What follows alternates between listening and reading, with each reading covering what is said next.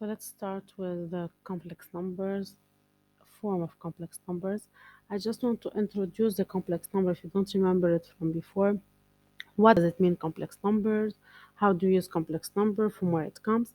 When we are solving a quadratic equation and we will reach to this case, x squared equal to a negative, or when you have delta negative, we were saying before no real roots.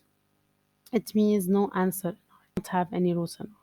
But we have an answer in C. C, it means the complex numbers. And we will take the minus 1 as I squared. And in this case, I will have x squared is equal 5I squared. So x is equal minus I radical 5 or minus or I radical 5. So those are two complex numbers. So from here, it comes the complex numbers. Now, we have many forms of complex numbers. We have it in the Cartesian form, or we say algebraic form, polar form, Euler's form. So let's start first with the algebraic form of a complex number. A complex number is written in the way z is equal a plus ib. Or sometimes also in some books you can see it's x plus iy. Both are right. X plus iy. Where x represent or a the real part, this is the imaginary part. If I want to plot it, it's very easy. I will count x is 2, y is 3, and then I have it here, the complex number z. Now, if I want to change the complex number from the algebraic form to the polar form, I need to find the modulus and the argument. The modulus, it means it's the length, it's the distance from the origin to this complex number. And to find the distance here, it's as I'm doing Pythagoras. If this is x and this is y, and here it's 90 degree. So what is the distance? What is the value of the hypotenuse? What is the length of the hypotenuse? It's radical x squared plus y squared. So what will be the modulus or the length of the distance from 0 till z? It's radical a squared plus b squared. In this case, so, and the notation of the modulus is r. In this case, what is the modulus here? It's radical 4 plus 9, it's radical 13. Now, how are we going to find the angle theta here? Also, I'm still in a right triangle. How are we going to find the angle if I have y and x? So I will use tangent. Tangent is opposite over adjacent, y over x. That's why to find theta, the angle, it's arctangent y over x plus 2k pi. Why we write plus 2k pi? It's linked to how many you could make a whole turn and then do the angle 30, for example. 2 turns, 4 pi, and then make an angle 30. For example, in this case, if I want to find approximately the angle, is 56.3. Is it all the time the same formula for the angle? No. R is all the time the same, but it's not the same for the angle. How we will see what is, how do we find the angle if I'm in different quadrants. Now, the notation, let's finish just this part. The notation of z is equal a plus ib, I can write it like this. You can see it this way. This one is the polar form. We write r and theta, the argument and the modulus. R is all the time positive or equal to 0, and theta is between 0 and 2 pi because I'm on the unit circle. If I want to draw, for example, this complex number with modulo 3 and argument pi over 6, it means I need to do, you can draw a circle of radius 3 centimeters and make an angle of pi over 3 of pi over 6, sorry, 30 degrees. I have many examples here.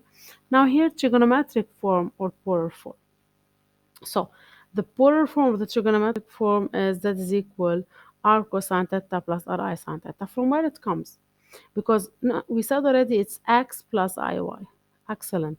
What is x? We know that cosine is SOHCAHTOA, adjacent over hypotenuse, so x over r. So what will be x r cosine theta? Y sine opposite over hypotenuse. So what's gonna be y r I sine theta?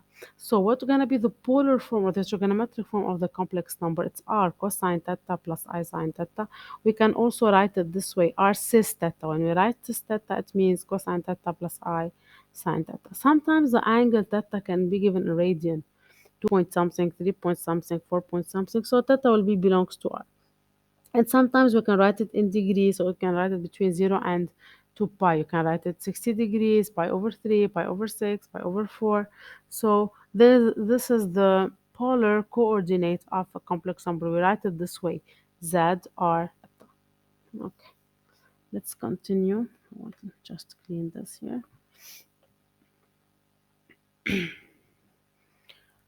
Now I want to move to the exponential form or Euler's form of the complex number. Now, if it's given that is equal a plus ib, this is in standard form. Now, I can write it in polar form r cosine theta plus I sine theta, or either r cis theta or rei theta. This is the exponential form.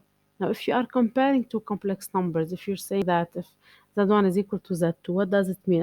They have the same modulo, but the angle, they are not exactly the same. They could be equal plus 2k pi because you can do one turn, as I said before, two turns, and then do the same angle. Let's do a little bit, 1 minute here. Yeah, this part is very important. I want to do this part when I'm talking about minus z, z star, and minus z star. If you have a complex number z, 2 plus 3i, what represents minus z? Minus z is the opposite of z. It means you are multiplying x and y by a negative, by minus. So the quadrant will change. I was in quadrant 1, now we'll see it later. Now I'm in quadrant 3. Now, what is that star or that bar? It's a conjugate. So it was 2 plus 3i becomes 2 minus 3i. I was in quadrant 1. Now I am where? I am in quadrant 4. And minus that star, it's the opposite of the conjugate. So if you look here, I was in quadrant 1. Now I am where? I am in quadrant 2. How are we gonna find all the minus z, z star, and minus z star, or from z without doing the calculation again and again? To be able to do that, we need to locate the quadrant as z. So if z was in quadrant 1, I can see it here. The argument r will not change. Now, z is here. Excellent. This is the angle theta. We're gonna be minus z. We said if z is here, x and y are positive, the opposite gonna be opposite to it here. So it's gonna be in quadrant 3. Now, how are we gonna find the angle? Look, if this is theta, the angle of minus z is gonna be pi plus theta. Now, let's go to z star, the conjugate. X still positive, y is negative. So I'm now in quadrant 4. So I need to find this angle. Either this angle is minus theta, because it's symmetric with respect to x prime or x. So if this is 30, gonna be here minus 30. Or you can say also it's 2 pi minus theta or plus the answer of the calculator, because if you do shift tangent 1 over x, the calculator is gonna give you a negative answer. And how are we gonna find minus z star, the opposite to this one here? So the angle gonna be pi minus theta, or pi plus minus theta. Why I say plus minus theta? It means I'm saying pi plus arctangent y over x, and the arctangent will give me a negative answer. So it just you need to think about it. So if I'm in quadrant 1, the opposite minus z gonna be opposite to it. Z star gonna be down here. Minus z star gonna be opposite to this one. So if I'm in quadrant 2, let's say, we're gonna be minus z here. We're gonna be z star here. We're gonna be minus z star here. So just think about it. If I'm here, if I'm in quadrant 3, we're gonna be minus z in quadrant 1. We're gonna be z star in quadrant 2. We're gonna be minus z star in quadrant 4. And goes on. Let's do just, I need a small example. I'm just checking where's the example.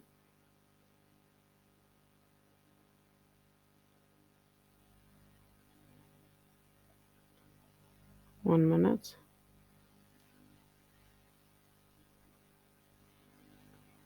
That's it, it's here.